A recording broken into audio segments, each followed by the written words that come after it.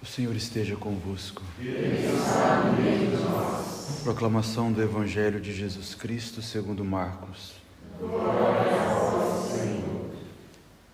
Naquele tempo, Jesus tomou consigo Pedro, Tiago e João e os levou sozinhos a um lugar à parte, sobre uma alta montanha.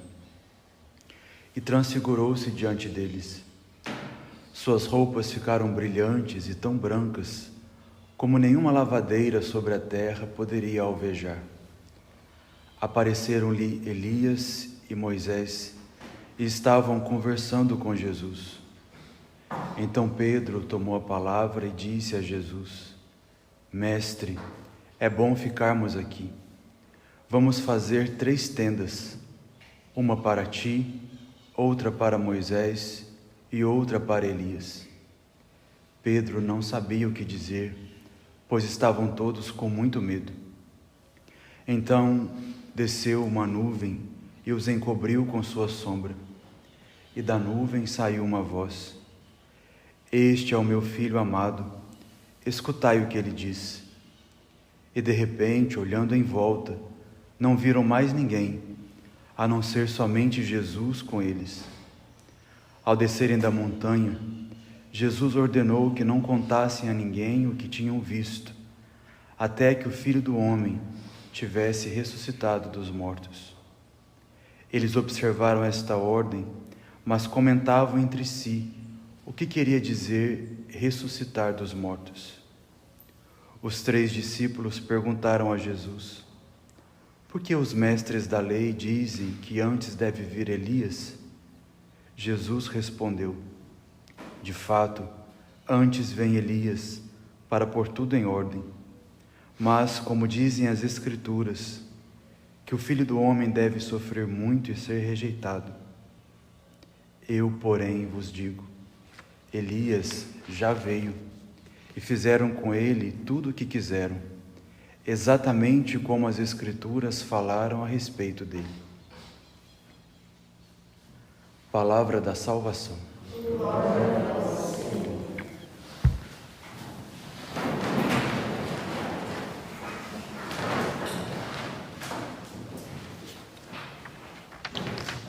Para aqueles que estarão ouvindo essa homilia, essa gravação, quem proclamou o Evangelho foi o nosso diácono William, aqui da comunidade. Ele foi ordenado no dia 12 de dezembro passado, 2021, e ele está nesse processo de transição para a ordenação sacerdotal. Então, recomendo que vocês rezem para ele, para que ele seja um sacerdote segundo o coração de Jesus e de Nossa Senhora. Vamos ao Evangelho de hoje, mas primeiro nós precisamos nos situar mais uma vez. Estávamos lá, junto com Jesus, em Cesareia de Filipe. Como eu já falei para vocês, no mapa de Israel, está lá em cima, na parte norte, lá na Galileia. Então ali Jesus começou a perguntar para os apóstolos quem era ele, no dizer do povo. Então começaram a dizer Elias, outros dizem que é os profetas, embora aqui não tenha dito, mas outros poderiam ter dito também que era Moisés e assim por diante. Aí Jesus disse: e vocês? Vocês dizem que eu sou quem? Aí Pedro, inspirado, e aí deve ficar bem claro que não foi algo humano, mas foi algo divino, foi uma revelação divina, porque o próprio Jesus falou para Pedro isso, e Pedro disse: Tu és o Messias. E os outros evangelistas acrescentam dizendo: Tu és o Messias, o Filho de Deus, tu és o Cristo, o ungido, o Filho de Deus. E ali Pedro, porque Jesus começa a falar pela primeira vez que ele iria sofrer, iria morrer, e ao 3º dia iria ressuscitar, Pedro, aquele jeito de Pedro, já começou a dizer que não iria permitir que isso acontecesse, e Jesus disse: cala a boca, Satanás, porque a forma de você pensar é uma forma humana, não é uma forma divina. Depois que acontece esse fato, o evangelho de ontem, aí Jesus mostra para a multidão que quem quiser segui-lo vai ter que também passar pelo sofrimento. E nós não podemos preservar a nossa vida, essa vida aqui. Nós temos que visar sempre a eternidade. E o seguimento de Jesus vai passar por essa via de sofrimentos, de perseguição, até de derramamento de sangue, como isso aconteceu com muitos apóstolos e com muitas pessoas na igreja no decorrer dos séculos, que derramaram sangue por amor a Cristo, mas Jesus sempre visando a eternidade. Aí agora nós estamos no Monte Tabor. Se você for olhar o mapa também, você vai ver, Cesareia de Filipe está lá em cima, então agora ele desce um pouco, né, que não é um pouco assim, do lado direito do mapa está o Monte Tabor, ali bem nas proximidades do mar da Galileia. E Marcos, embora aqui não esteja dizendo, fala que 6 dias depois. Então, 6 dias depois desse fato que eu acabei de narrar para vocês, Jesus os leva para um monte. Bem, se diz que esse monte é o Monte Tabor, que era o monte mais alto. Se fala até assim, né, que quando Jesus estava em Jerusalém, quando ele queria se retirar para rezar, ele ia para o Monte das Oliveiras. Lá na Galileia, ele ia para o Monte Tabor. Então é nesse lugar que agora Jesus se apresenta, se mostra para os apóstolos. Uma das primeiras coisas que nós devemos ver aqui é o seguinte: isso são os santos padres que vão nos dizer como o povo estava dizendo que Jesus poderia ser Elias, poderia ser algum dos profetas. Então lá no Monte Tabor, quando Jesus se revela, aparece Moisés e Elias, um do lado do outro, para os apóstolos tomarem consciência de que Jesus não é nenhum e nem outro. Então, enquanto o povo estava dizendo que era ele, então agora ele mostra: não, eu sou eu. Olha aqui Moisés, olha aqui Elias. Embora Moisés e Elias seja a junção daquilo que Jesus é. Jesus é o profeta por excelência e ele é a lei por excelência. Quando se pensava de lei, se pensava em Moisés. Quando se pensava em profeta, Elias, porque Elias foi arrebatado, Elias não morreu. Então fica bem claro agora para eles a distinção. Não é nenhum nem outro. Jesus é Jesus. E aí Jesus, ele se transfigura, se mostra. É assim que eu estarei na glória. Os discípulos ainda não estavam entendendo o que era a ressurreição. Lembremos que Jesus está num processo catequético com os apóstolos. Está ali mostrando aos poucos quem ele é. Lembremos lá quando Jesus estava na barca, ali dormindo no travesseiro, enquanto as ondas estavam querendo entrar na barca e tudo. Eles fizeram a pergunta, né? Quando Jesus mandou parar tudo, mandou o vento parar e a água também. Aí ele se ajoelha e diz assim: mas quem é esse homem que faz até o vento parar e as águas também? Está vendo o processo de conhecimento? E nesse processo de conhecimento agora ele está dizendo que vai morrer. E quando chega no Monte Tabor, ele resplandece. Ele se apresenta na sua glória. Eles ficam assustados. Você vê que, até brincando aqui agora, né? O Pedro ficou tereré no momento, ficou meio doido. Não sabia o que fazer diante de tanta de tanto resplendor da glória divina que estava ali diante daquele homem. Que agora eles passam a entender que aquele ali tem alguma coisa diferente, não é um homem qualquer. Jesus se mostra na sua glória, no seu esplendor, na sua divindade, para mostrar para eles assim: olha, depois que passar pela tribulação, o que vai restar será a glória, será o céu. Interessante notar também que quando Pedro diz é bom ficarmos aqui, não vamos entender que esse ficarmos aqui é aqui nesse mundo, é no céu ali, porque ele estava tendo uma experiência do céu, não era uma experiência desse mundo. E ali os três experimentaram o que é a felicidade celeste, o que é a verdadeira felicidade. Então vamos ficar aqui. Quem vai para o céu não quer sair de lá, não. A glória eterna é maravilhosa. É isso que Deus está preparando para nós. E aí o que é que Jesus faz? Ele pega os 3 discípulos, entre aspas assim, os mais importantes, entre aspas. Pedro, que seria o futuro Papa, aquele que estaria à frente da igreja. Tiago, que incomodou Herodes ao ponto de mandar matá-lo, então foi o primeiro que foi morto. E João, o discípulo amado, e o último que morreu. Chama esses 3. E diante das tribulações que eles iam passar, isso nós vemos na primeira carta de São Pedro, bem ali no início, no primeiro capítulo.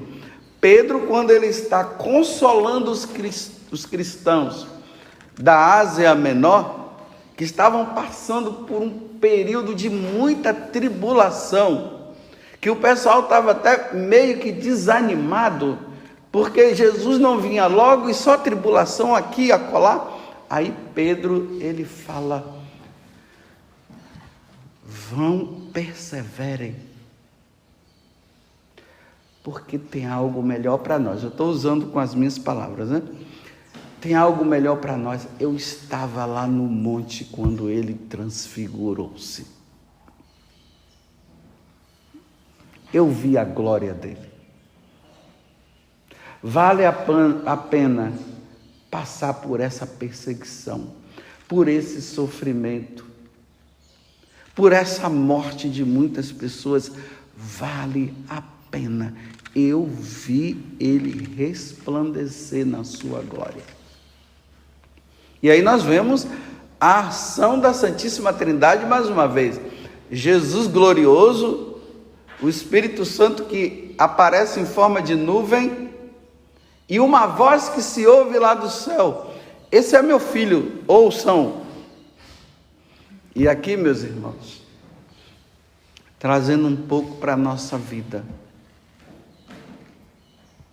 Nesse mundo, aonde Satanás está tapando os nossos ouvidos, para nós não ouvirmos a Deus, e contemplarmos esse mundo que é bonito, mas não é lindo. Esse mundo que está aí, mas que não é transfigurado como a eternidade e como o céu. O Pai está dizendo: se você quiser chegar aqui aonde nós estamos, aqui na eternidade, ouçam. Deem ouvido ao meu filho. Ouçam o meu filho, que é através dele que vem a salvação, é através dele que vem a verdadeira alegria. Ouçam o meu filho. E como é que nós vamos ouvir Jesus Cristo? Como? Pela tradição da igreja, pelo magistério da igreja. pelas Sagradas Escrituras. É nessa vida de oração que, como eu falei para vocês esses dias, não entendam que vida de oração é só chegar ali diante do Santíssimo e ficar rezando. Também é. E como é? Não é somente rezar o texto, mas é estudar a doutrina da igreja. É ver o que os santos padres nos ensinaram, o que os papas, no decorrer dos anos, foram ensinando. É entender o que foi os concílios, o que os concílios fizeram diante de tantas heresias que foram surgindo, porque Satanás quis desviar. Então, se utilizou de quem? De bispos e padres, que trouxeram heresias, que não acreditavam que Jesus tinha uma natureza humana, não acreditavam na Eucaristia direito, como nós cremos na presença de Jesus na Eucaristia. As heresias que foram surgindo, dizendo que a Eucaristia só tinha validade enquanto estava na celebração da missa, depois é como se tudo desaparecesse. E tantas heresias que foram surgindo, e Deus suscitou homens santos, homens de Deus, que mostraram o erro de cada um deles. Então, quando nós lemos tudo isso, nós paramos e contemplamos essas verdades, elas vão permanecendo no nosso coração, e as mentiras que o pai da mentira vai colocando, ela não consegue penetrar. É assim que nós vamos ouvindo Jesus. Não é simplesmente, repito, através de uma oração que nós fazemos ali, porque tudo está conectado, tudo é um complemento de tudo, vai se complementando, e aí não é fácil alguém vir e nos enganar. Por que os lobos e os ladrões, como na Sagrada Escritura fala, eles conseguem tirar um católico da Igreja Católica, levar para um espiritismo, levar para o protestantismo, para o pentecostalismo e para outras religiões com tanta facilidade? Porque nós somos ignorantes na fé, analfabetos na nossa religião, como diz o Papa Emérito Bento XVI, porque nós não ouvimos o que Pedro disse, que nós devemos dar razão à nossa fé. E como é que nós damos razão à nossa fé? É fazendo tudo isso que eu estou falando aqui para vocês, porque estamos vivendo tempos difíceis, só não vê quem não quer. Esse fato aí, meus irmãos, da Alemanha, esses falsos ensinamentos que os bispos da Alemanha, 86% dos bispos da Alemanha estão querendo que isso aconteça dentro da igreja, tanto ensinamento errado que vão contra a Sagrada Escritura, vai contra o que o magistério da igreja sempre ensinou, o que a tradição da igreja sempre nos trouxe. E eu não sei como é que eles, lendo os evangelhos, lendo a Sagrada Escritura, eles começam a dizer que é possível viver dessa forma, uma igreja, agradável, uma igreja onde Deus está ao nosso serviço. Nós não estamos ao serviço de Deus. Uma igreja onde tudo é permitido. Se tudo é permitido, então, meus irmãos, eu pergunto, por que o Pai enviou o seu Filho para morrer por todos nós? Se não há mais motivo de lutarmos contra o pecado, Se as verdades eternas, como o céu, o inferno e o purgatório, a gente não se sabe nem mais se acreditam nisso.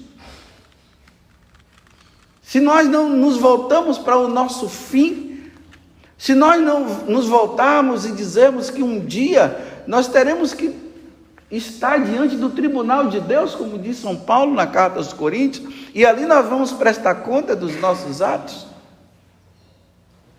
Então, se tudo é permitido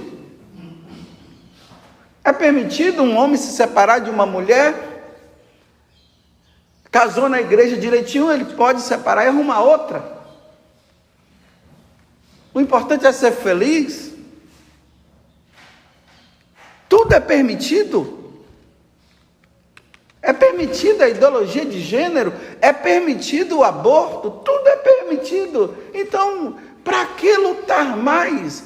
Que igreja é essa? Essa não é a igreja que Jesus fundou. E se nós não tivermos esta graça de ouvir a nosso Senhor, nós vamos ficar perdidos. Então, se nós não fazemos esse estudo, essa vida de oração, gastar esse tempo que é necessário, porque olha, exige muito. Você parar para ler um livro, você meditar naquela palavra que está ali, gasta tempo, às vezes dá até preguiça, a preguiça mental. Ontem eu estava falando para a Vanusa, eu disse, olha Vanusa, eu estou com os livros aqui para ler, mas estou numa preguiça mental, preguiça de ler, mas eu fui lá e peguei e li assim mesmo, porque é necessário, porque os tempos de hoje, nós não podemos mais brincar, porque senão as heresias das heresias vão entrando e nós vamos permitindo que isso aconteça. E como é que nós vamos contemplar a glória de Deus um dia, se nós vamos nos deixando levar por essas heresias que estão entrando aí? Cada um faz o que quer. Por que a igreja tem, na igreja católica, nós temos Pedro, que Jesus colocou à frente, e na sucessão apostólica nós temos os papas, que são os sucessores de Pedro? Por que a igreja coloca? Para que haja unidade. Lembremos lá nos Atos dos Apóstolos, que quando tinham qualquer coisa que estava assim em discussão, aquela questão da circuncisão, que teve o primeiro concílio, que foi o concílio de Jerusalém, se os gentios tinham que passar pela circuncisão que os judeus passavam, se havia necessidade ou se eles já seriam batizados logo. E aí cada um pensando de um jeito, foram lá, conversaram com Pedro e aí decidiram que não haveria necessidade de passar assim, porque a circuncisão agora era do coração, não era mais a do corpo, para ter unidade. Agora veja, se não há unidade e cada um pensa e fala de um jeito, se cada bispo vai falando do seu jeito nas suas dioceses, meus irmãos, a igreja vai virar uma bagunça se isso acontecer. Aí sabe o que é que vai acontecer? Vai ter aqueles bispos que são assim, firmes na fé católica, aí provavelmente vai ter aqueles que são mais assim, progressistas, e que tudo é permitido, então cada um vai para o seu lugar. Então eu vou para aquele lugar porque lá tudo está liberado. Não, os que levam a sério vão dizer assim, não, eu vou aqui, porque aqui é mais exigente. É assim? Não, a igreja é uma só. E como eu tenho falado para vocês, a igreja é uma só e a igreja fala apenas uma coisa, ela não fala várias coisas. Esse negócio de cada um falar uma coisa, isso aí nós encontramos no protestantismo. Naquela igrejinha, naquela seitazinha lá Lá eles estão falando uma coisa, naquela outra lá eles estão falando outra, naquela outra está falando outra. Imagina, meus irmãos, se isso acontecer na Igreja Católica, o que será de nós? A quem nós iremos recorrer? Por isso que eu estou dizendo, ao catecismo, ao que a igreja sempre ensinou, e é ali que nós vamos permanecer, e é ali que nós vamos ser firmes.